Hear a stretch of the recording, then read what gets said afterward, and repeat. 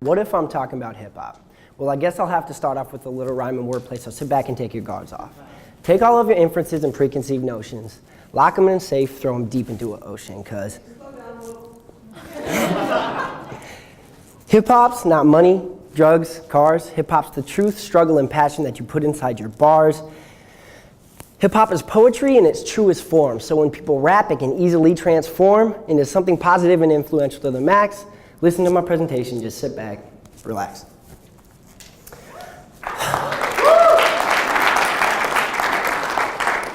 My name's Lennon, and I've loved hip-hop since I was 12 years old. I'm a hip-hop artist, and one of my favorite things to do is kind of debunk the negative stereotypes about hip-hop. So I'm going to do that today in 3 ways, the 3 Ps of hip-hop. Poetry, positive, powerful. First P, poetry.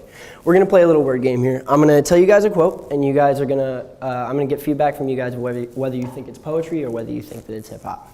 So the first quote. Then I ran across this memory and it stung the brain. How can you ever destroy the beauty from which one came? Raise your hand if you think that's hip-hop. Raise your hand if you think it's poetry.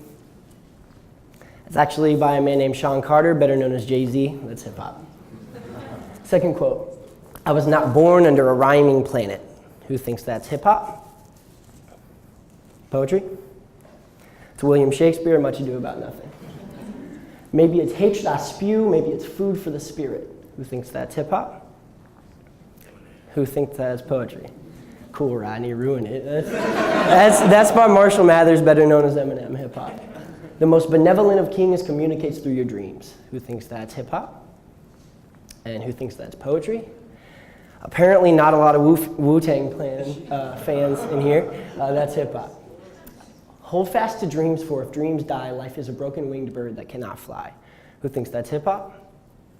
Who thinks that's poetry? It's by Langston Hughes. That's poetry. So what am I getting at here? What I'm trying to say is I think that one of the keys to looking at poetry as a positive force is to view hip-hop as a positive force, is to view hip-hop as much as a form of literature as it is a form of music. And why is this important? Because I think that people that aren't able to see hip-hop as a positive force could maybe be swayed because no one really questions whether or not literature is a positive force or can be powerful. So my history with hip-hop. I was always kind of skeptical and wondered why people thought that hip-hop was such a negative force and why the news always portrayed it so negatively and why parents didn't want their children listening to that sort of music. Especially in white culture, it was something that you grew up, it was kind of vilified. And they often claimed that it promoted violence and misogyny and drug use, and they really were right. You know, a lot of popular hip-hop then, and now still today, you know, talks about getting high and talks about committing crimes. And as I got older, I grew out of that sort of hip-hop, and I started listening to guys like Lupe Fiasco, Aesop Rock, Atmosphere, Common, Macklemore. These guys talked about real issues, you know, issues, political, social, economic issues. So there's struggles with drugs and alcohol. Often rappers that are like this are called conscious rappers. That term's always really bothered me. As if rappers by default are supposed to be unconscious or oblivious to social, racial, and political issues. Like, it should be abnormal to address these real world problems. And I think that part of the reason why hip-hop isn't a big enough positive force is because we label them these ways. You know, labeling these rappers as such can lead the listeners and the children to kind of check out to political and social and racial issues. I think I think one of the keys to looking at hip-hop as a positive force is obviously looking at content. There you go. Macklemore is one of my favorite hip-hop artists. He's always been an inspiration to me.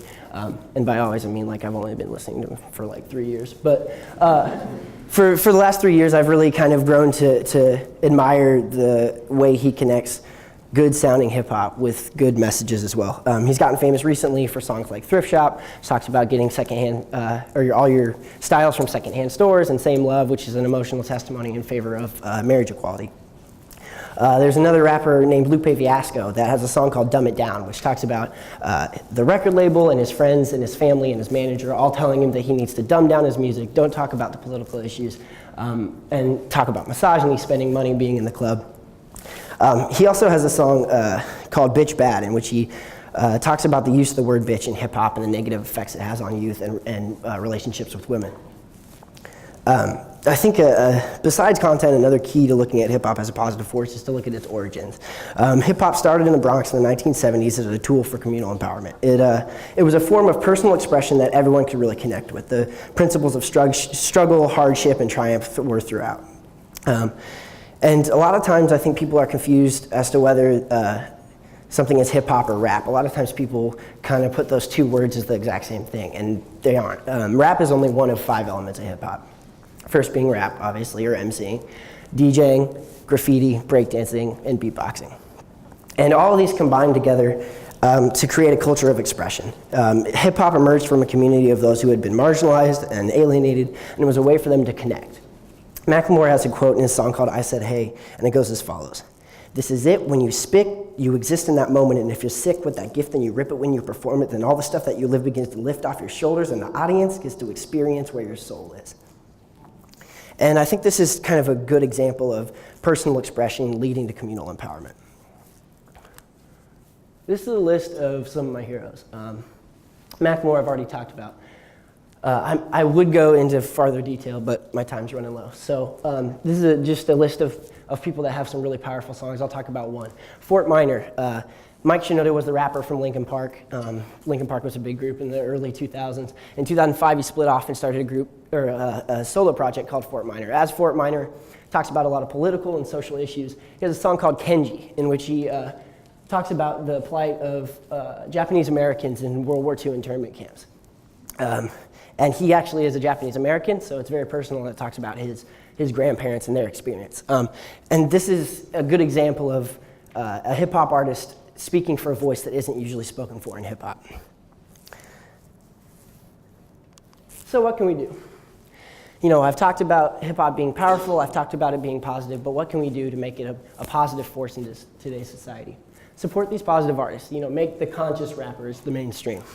The only reason why negative hip hop artists are continually making this music is because we give them the money to do it. We put them on the radio, we buy their albums, and it reinforces the view that if they make this music, they can continue to live this lifestyle. Macklemore has a quote, once again quoting Macklemore. He kind of talks about this whole thing all the time in his songs, so it's perfect. And if you want to, you can go and label me conscious, but remember there's a kid at a bus stop beatboxing whose life's gonna be affected by what's inside of his Walkman. And I think that kind of goes to show that a lot of hip hop artists don't really realize the power that they have through their words. Also, speak out against these stereotypes about hip hop. You know, there are tons of positive artists, and a lot of people don't realize that. And I think all it takes is someone going, no, actually, hip hop isn't about drugs, and isn't about cars, it isn't about using, you know, the word bitch. Inside all of the programs, there's a slip, 14 great hip hop songs. I wanted to add way more, but I couldn't. And it has a lot of artists and songs that you can check out if you want to support these artists. I'm going to end with a piece, a little bit of a personal piece that I wrote, and it kind of addresses this issue.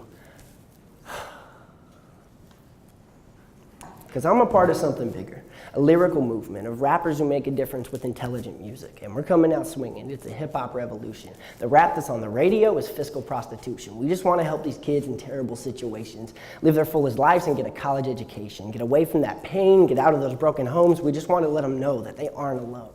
Give a voice to the voiceless and help them become strong. So turn on those speakers and rap right along. Thanks.